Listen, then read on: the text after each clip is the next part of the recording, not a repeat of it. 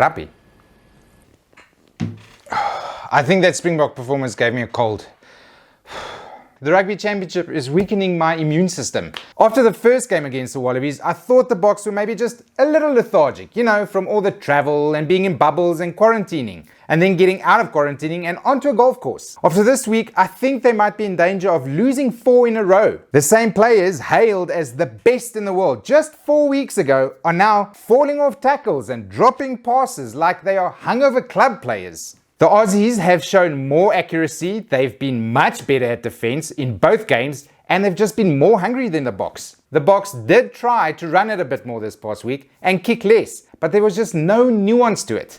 They went wide too soon, too often, their forwards were late to get to the ruck, and they just kept getting turned over. It was infuriating. The Aussies were using their monster ball carrier Tupou, and he was just running over players like they weren't even there. No clue why he wasn't being marked by either props or loose forwards. Just no clue. All in all, the Boks were never really in it.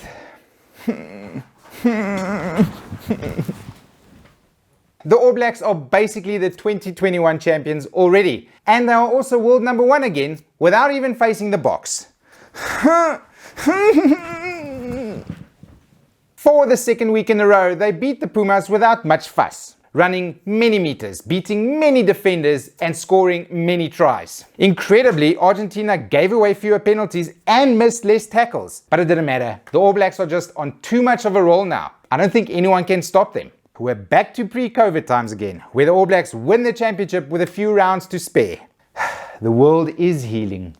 Which players do I like, but not in that way? For the Boks, it was a stretch, but Mr. Kolisi did stand out above his teammates. He was used in a more attacking role, and only Mapimpi made more meters. He also did not miss multiple tackles like his teammates. Fans can have their Tupous and Ikitaus. Give me Quade Cooper. The man made 15 tackles. 15! Without missing one. It's obvious the Boks targeted his channel, and he passed with flying colors. The Pumas put a winger/fullback at fly-off this weekend, and man, did Santiago Carreras step up. He made meters, he beat defenders, he had try assists and offloads. He really passed the test. Also, he missed more tackles than he made. Much skill. And finally for the All Blacks, Geordie, the karate barret. He ran for 90 meters, beat 7 defenders, and scored 11 points. Just a good old mixture of rugby. Okay, so this Saturday, it's the Boks versus the All Blacks.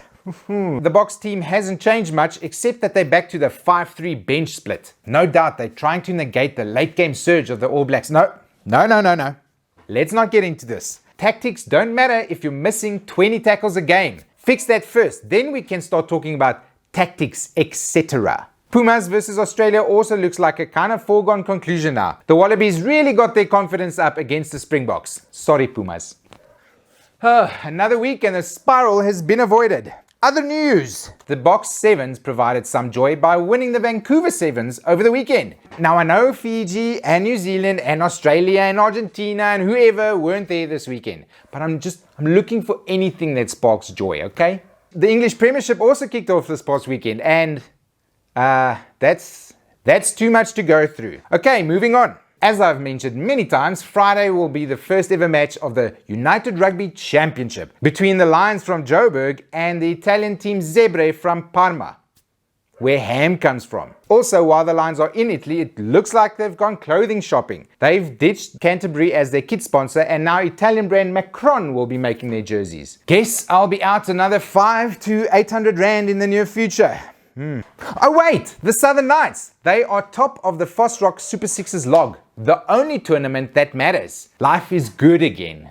And that's the rugby update for this week. I will be seeing you all next week for loss and possible trauma counseling. Bye! How many navy blue shirts does this guy have?